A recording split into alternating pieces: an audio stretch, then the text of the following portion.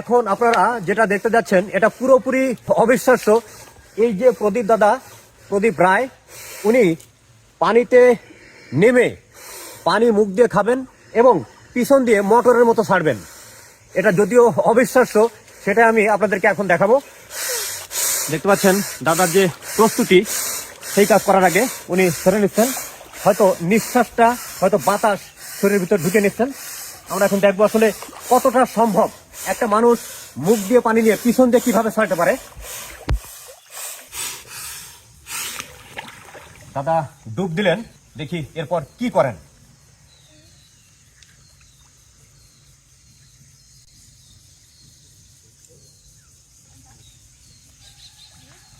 উনি একজন সাধক প্রকৃতির লোক, বহুগুণে গুণান্বিত, উনি অনেক কিছুই পারেন।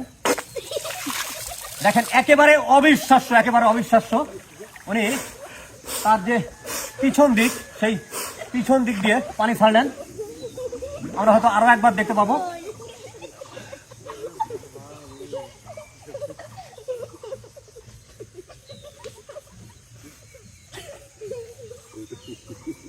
এটা একজন সাধারণ মানুষের পক্ষে, ও নো, দেখতে পারলেন, এটা একজন সাধারণ মানুষের পক্ষে আসলেই অসম্ভব।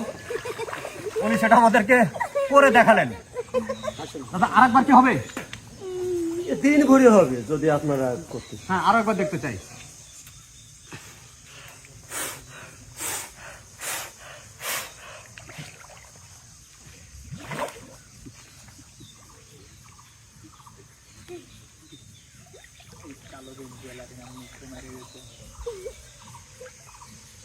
জানি না আমার গায়ের উপর এসে পড়ে কিনা।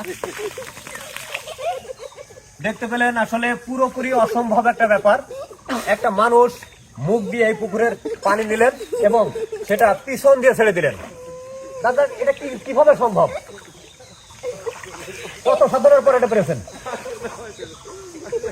এত বছর ধরে এটা আমার এক জামাই ছিল, সে অনেক সাধনা আর অনেক মহাপুরুষের জীবনী পড়েছে, পড়ে এইগুলো করতো, নিজে দেখেছে।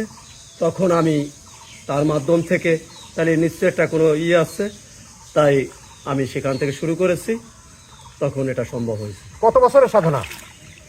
এ প্রায় 30 বছর হবে।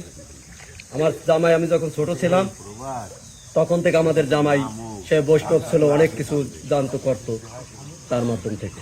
আচ্ছা, এটা আপনারা তো দেখলেন তাই না? এটা কিভাবে সম্ভব?